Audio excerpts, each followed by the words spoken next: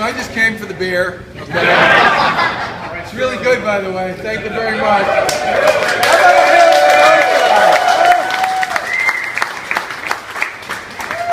So let me just say a couple things. First of all, Chip talked a little bit about why he would want to do this job. Karen Polito is a Lieutenant Governor of the Commonwealth, is a former member of the Board of Selectmen in Shrewsbury. Charlie Baker, the Governor of Massachusetts, I'm a former member of the Board of Selectmen in Swampscott.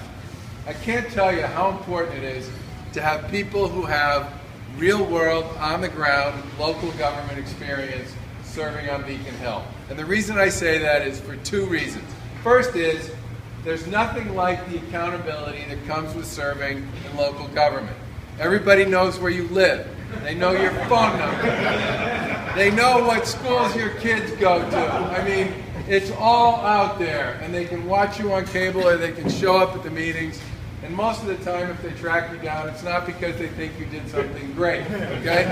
But the point here is, it's about as real and about as direct to the people who put you there as it gets in government. And I would argue that part of the reason why Washington is so broken is because most of those people have absolutely no connection at all anymore.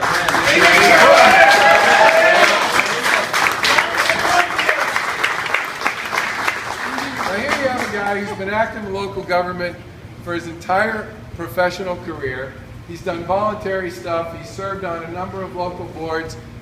He's a small business owner. I mean, you want to put people who know what real life is like in office on Beacon Hill? This is Exhibit A, right here.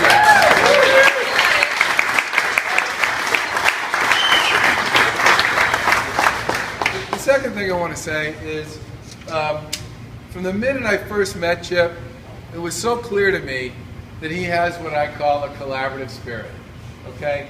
One of the other big problems we have in public life is there's too many people who think it's about the headline on the news or tomorrow's story, and it's not about the practical reality of the decisions you make and the work that you do. This is somebody who knows how to work with others to get something done. And again, I come back to the experience he's had in local government as being a key element of why he is the way he is and how he thinks about this stuff. And the more people we can have working on Beacon Hill and working in state government who understand that it's democracy with a small d. And that means you have to be able to collaborate. You have to be able to work with people you don't always agree with.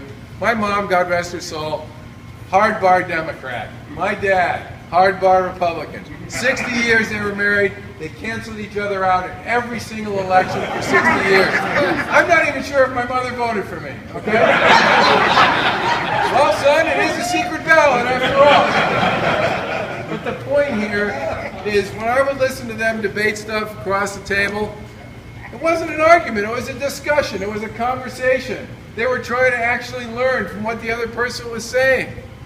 Too much of what goes on these days is people talking past each other with whatever their talking points are and not hearing what anybody else is saying. Amen. Your ears in government need to work as well as your mouth. This guy has the ability to do that.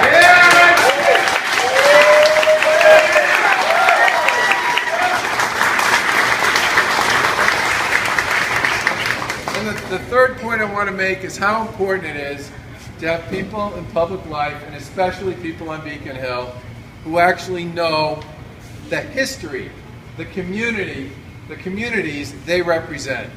And in this guy, you have somebody who's been on the streets and in the town and grew up here, went to school here, got married, lives here, raises a family here. It's exactly the kind of sort of life history and professional history you want in the people who serve and represent the interests of this district on Beacon Hill.